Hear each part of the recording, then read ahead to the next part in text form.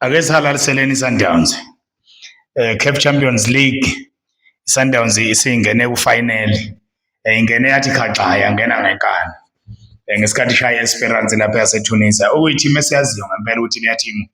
inamandla ngendlela eyisimanga. Kodwa iSundowns ikwazile ukuthi ngomlenze wokuqala le eTunisia yafika ishaya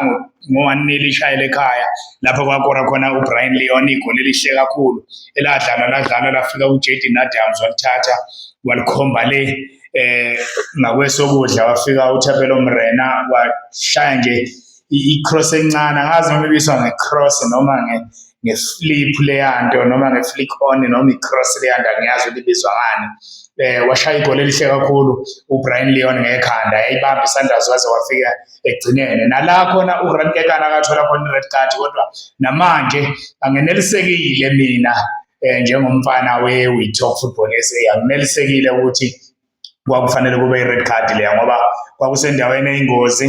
futhi wayengamboni wayiqhamuka ngemuva waphakamisa unyawo mangabe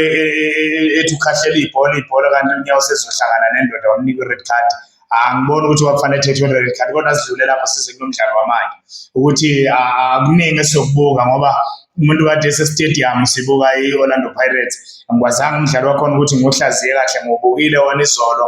usuphindwa kodwa bese ngibuka nje nami yabona uma usubuka nje kodwa into ebaluleke kakhulu ukuthi iSundowns iwinile yangena ku-final. uBryan Leon istriker esinzima kabi ushaye laphayana i-penalty Bryan Leon mayivimba ugoalkeeper i-follow up yakhe mayilandela wafika nje walithi tha ngo-left phakathi kamnandi washaya inet omunye bekungenzeka gcine lishaya eceleni noma lishaya phezulu ngoba efuna ukudabula inet kodwa uBryan Leon wafika nje ibhola walithi tha langena phakathi. Okumsebenzi-ke abakamThiphe noma iMamelodi Sundowns ekade iwufisa ekade izama nangonyaka odlule ingenile ku-final yafike yadliwa kulonyaka ingenile futhi esinethemba lokuthi izowina ngoba uwina kweSundowns kusho ukuphakama kwebhola lethu kungenzeka begcine besandisela namathimu mhlambe azodlala laphayana ku-CAF kungenzeka begcina nje sebethi hayi 1 2 3 4 niyodlala ku-Champions League u-5 adlale ngenzansi ngoba amathimu ethu uma ngabe ezokwenza kahle lokho kuyasebenza kakhulu. Siyayibongela iMamelodi Sundowns futhi lokho ekwenzile kuyifanele hayi ukuthi inhlanhla ukuthi bekushayisa loya ma ungathi uyababheka kuke kwabanzinyana abantu baze bagcina sebevusa udlame ngalo ngishilo wathi hayi Cardoso is not a bad coach. Bengethuke kuma-comment section lapho kuma-fans wethu bengethuke bangisho njalo kodwa manje bayabona ukuthi uCardoso ucoach ophezulu kakhulu. Sibonge iqhaza lo Surprise Mriri, sibonge iqhaza le management yeSundowns yonke Fleming Berg ne-management Chairman Mthiphe, Chairman Mthiphe, Dr. Patrice Mthiphe bonke Trot Mloto baningi abantu abasebenza ku-Sundowns abenza ukuthi lento igcine iphumelele ngoba bane-vision yabo ukuthi iSundowns beyithathe ikwazi ukuthi inqobe la e-Afrika inqobe nomhlaba. Uma ungathi ubheka indlela eyenza ngayo ku-Club World Cup eyenza kahle ngayo vele bekufanele ukuthi ingene ku-final ngoba squad sabo esiningi basasigcinile kwahamba labo nalabo nje uRibeiro naye nekhanda lakhe wahamba kodwa-ke kwalandwa abanye abadlali oSantos abasezingeni ekugcineni ngoJanuwari bafika uBryan Leon. iSundowns yenza kahle kakhulu siyayibongela sifisa ukuthi ngathi nakufanele ingafika inqobe ukuze ibhola lase-South Africa lizokhuphuka.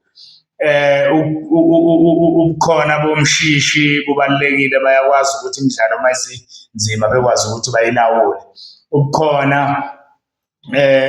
bokuthi ibe nabadlali abaningi iSundowns abenele lokho kuyayisiza ukuthi ikwazi ukuphumelela ngoba uma ungathi uyabheka ukudlala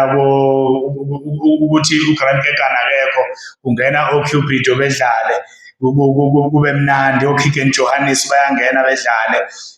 uNdiyamane wayengawuqalanga loya wawuqala lona badlala noCupido kwamnandi. iSundowns inzima kakhulu lento yayo kudala sasiyibuka isaqala ukufika kwabakamThiphe bethenga abadlali sithi hayi ngeke beze belunge laba bamosha imali laba kunjani bamosha imali bayawola kwakuthiwa bayawola sithi bayawola kodwa ngikhumbula umfowethu uMadoda uVusi wasemantungweni leMsinga enkandla isigodi enhlambeni wayethi uVusi makuthiwa hayi Sundowns iyawona nje imosha imali wayevele ekhuluma igama elilodwa umfowethu ethi kodwa la eyohlangana khona ngebhadi yathi hlangana umfowethu wayengasekho emhlabeni yathi hlangana kahle Sundowns umfowethu wayengasekho emhlabeni mhlambe ngabe uyasho ukuthi nganitshela noma engakhulumi kakhulu kodwa sasithi masikhuluma nje ethi ugobela hayi la eyohlangana khona ihlangene manje sekunzima isiyehlula izizwe sekunzima ukuthi ngaba khona umuntu ongathi uzomelana neMamelodi Sundowns ngaleyo ndlela leyo siyayibongela iMamelodi Sundowns yenze kahle siyayibongela iMamelodi Sundowns ifisela ukuhle ukuya phambili we talk football SA umnikeni uMntunga ngiyabonga